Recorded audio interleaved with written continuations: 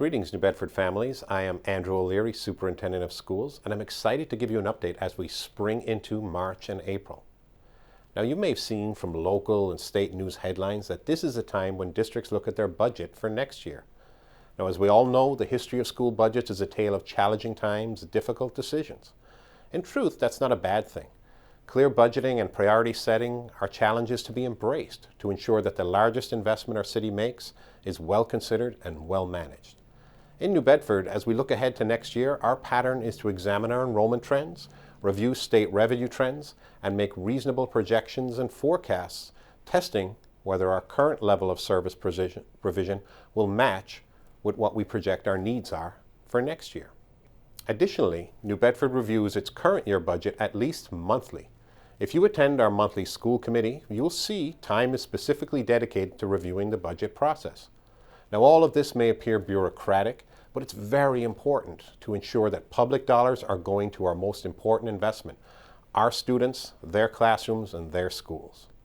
So for next year, the figure to keep in mind is $251 million. That is our estimated local budget for fiscal year 25, which will run from July 1, 2024 to June 30th, 2025. This is a significant investment, but it can simply be broken down into two categories: personnel and goods and services. Now, personnel encompasses teachers, counselors, para-educators, building leaders, facilities and maintenance staff, and a whole range of other employees dedicated daily to supporting our young people.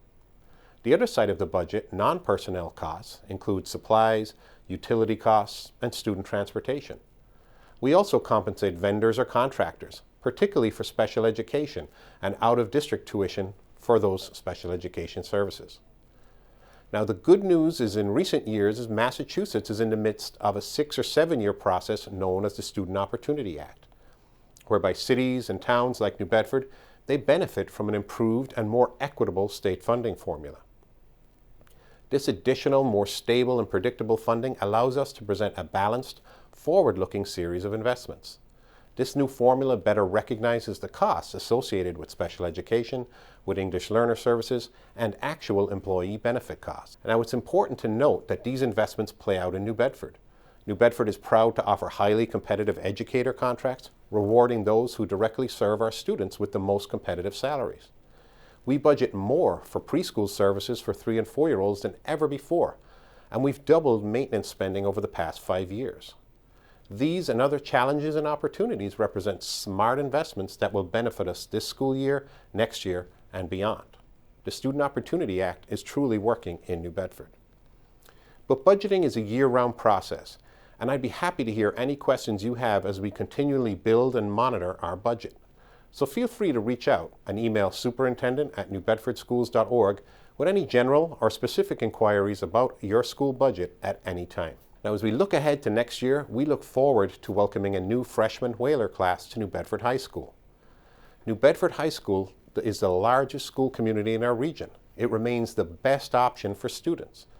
As a New Bedford High School parent, I am regularly impressed by the school's sense of community, student support, and the range of academic, athletic, arts, and other opportunities available to our young people. New Bedford High's academic standing is recognized in this year's advanced placement results, which are far above peer districts in the state and are also attested in the impressive college acceptances our seniors have seen and will continue to see in the coming months. New Bedford High is continually improving, and from athletics to JROTC to the fine arts to career pathways, it is quite simply where all young people can receive almost everything they need to thrive and flourish. So save the date, April 25th, for an evening open house for current and future whalers to see the school showcase everything it has to offer. As I mentioned, the most important thing our budget allows us to do is hire great staff. Of course, this means great teachers in New Bedford. I've seen firsthand as I visit classrooms that New Bedford educators are the best in the state. And in addition, support staff in our schools, including para-educators, intervention specialists, those in coaching roles, and our building leaders are daily dedicated to student support, with their eye on ensuring that students flourish, thrive, and grow all throughout the school year. Now, if this sounds like a future career that you or someone you know could be interested in, there's no better way to get on board than by becoming a New Bedford educator or a New Bedford staff member. Don't miss our recruitment fair on May 4th at Keith Middle School. And yes, I will say it, May the 4th be with you. Put it in your calendar and remember, come to Keith Middle School on May 4th, 2024. This is the way to become a New Bedford educator. Thank you, and here's to a great spring ahead.